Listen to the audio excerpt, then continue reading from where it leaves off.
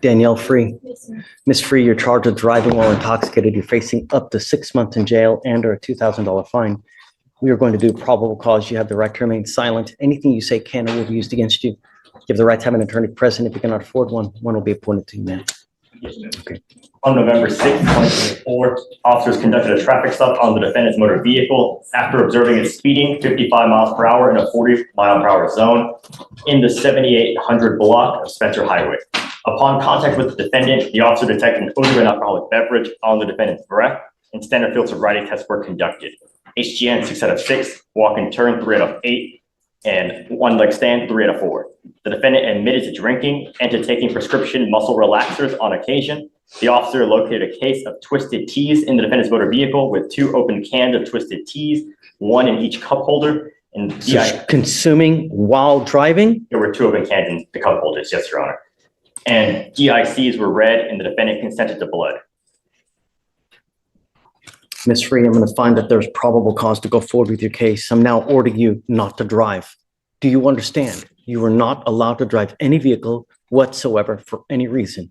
You will be signing an affidavit with me today, promising me you're not going to drive. If I find that you do, I will have a contempt hearing. You'll be facing an additional 6 months in jail and a $500 fine every time you drive. Do you understand? I'm also ordering you not to consume alcohol or illegal drugs. You will be randomly tested. If you consume alcohol, illegal drugs, unprescribed controlled medication, likewise, you will go to jail. No more PR bonds. Do you understand?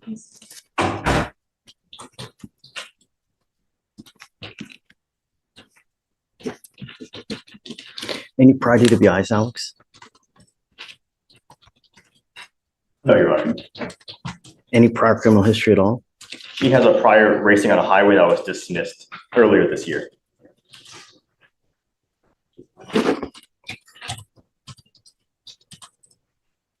What do you do for a living, Ms. Free? Why? I just graduated nursing school, so I was a CNA and caregiver in an independent care facility.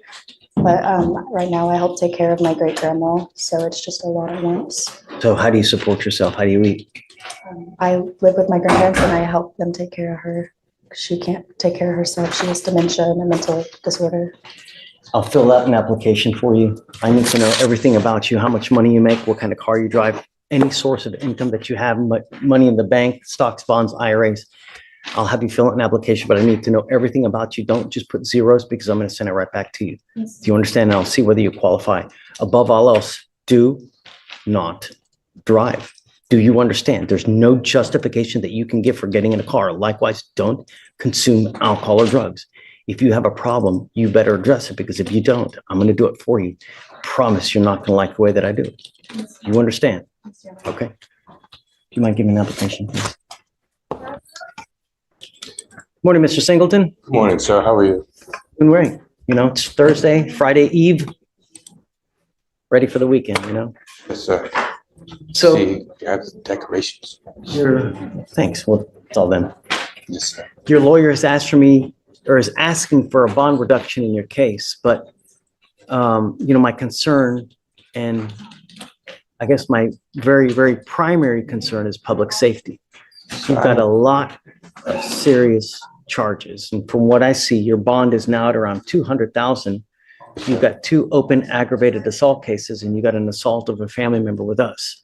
Our bond is set at 5,002. What did you guys want? Possibly looking for a PR bond due to the fact that his other 2 cases are extremely high.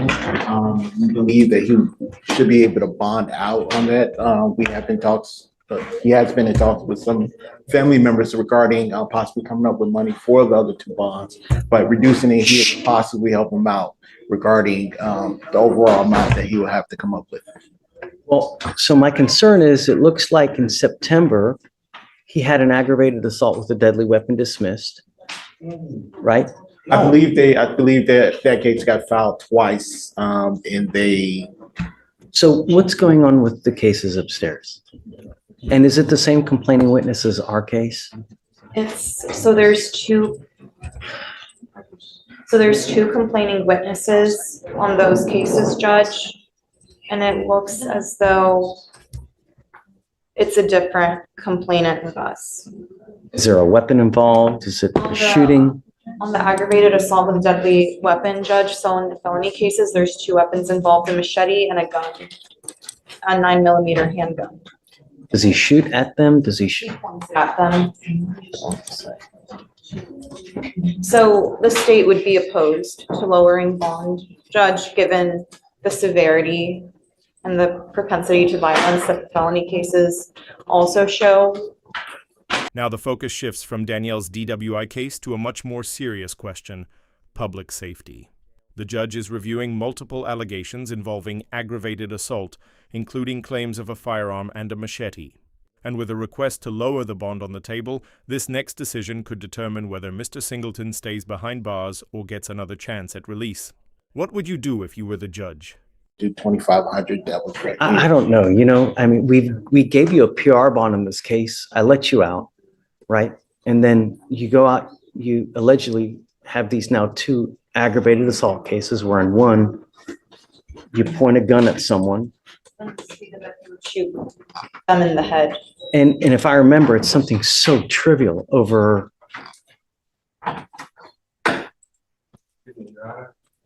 Don't talk about the cases though, because I don't want you to. I wouldn't incriminate myself or anything, but I live by truth, sir. And these people stole stuff from me. No. Mr. Singleton, Not that. there's a certain way when someone takes something from you, there's a certain way that you got to act. I'm the one that No. called the police, Your Honor. And that may be so, but there's still a certain way to act, right? And if you. Washington?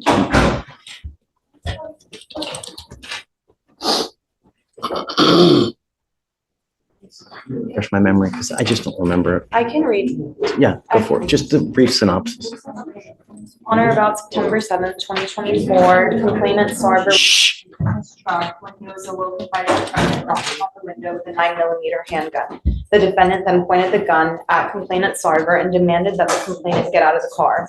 When complainant Sarver got out of the car, the defendant stated that he would shoot the complainant in the head. Complainant Sarver advised that prior to coming home from work and having his incident with the defendant, the complainant too was also involved in an altercation with the defendant earlier in the night. The second complainant stated that an altercation arose between him and the defendant, which resulted in the defendant punching the second complainant in the face, causing him pain. The second complainant punched the defendant back, and the defendant ran to his house. Shortly after, the defendant returned with a machete in one hand and a stick in the other and was calling out for the second complainant to come out to the street. So it seems as though he pointed a gun at complainant one, and then in complainant two, he punched him, and then when the complainant punched him back, he came back with a machete and a stick.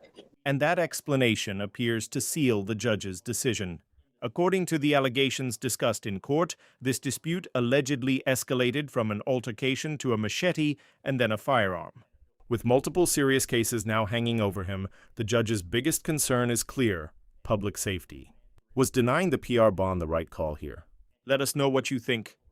Okay, just because I don't want you to hurt yourself, I understand, Your Honor. But I don't recall you ever giving me a PR bond, sir. We gave you a PR bond on, in our case, we gave it to you on 8/12 of 24.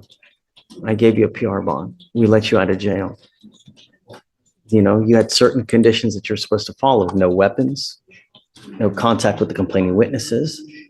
And so here we are with two very serious cases. If you're able to bond out, and if you have someone, come back, talk, perhaps we can, My fiance, but the person who this is. you're your own worst enemy, Mr. Singleton, really. Excuse me? I mean, I'm you're your sorry. own worst enemy. I guess it's the military. Well, don't blame it on the military. They're choices, right? And Yes. sometimes choices are made such that I know I need help, Your Honor. I'm not saying I don't need help. However, the problem is that you can't do that after the fact. I You understand. got to recognize it before the fact, before it balloons out of control. That's why, and it's not our first rodeo here with you. You've had prior assaultive cases like this. So you have to understand that when you get these feelings, these urges that you're going to lose, you got to try to take care of this beforehand. Now, why don't we have him T-RASed? Okay, let's see what it says. Let's see how to go forward.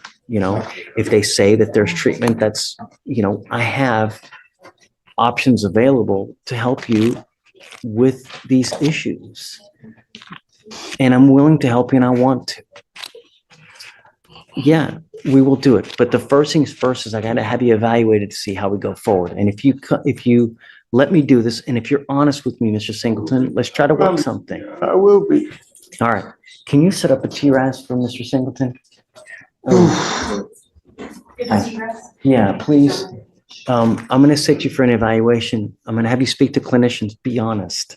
I will. We'll come back in a couple days. Today's what, Thursday? Come back on Tuesday. Let's talk about how we go forward. Okay? Yeah, Look, this isn't the be all end all, but let's see how we go forward.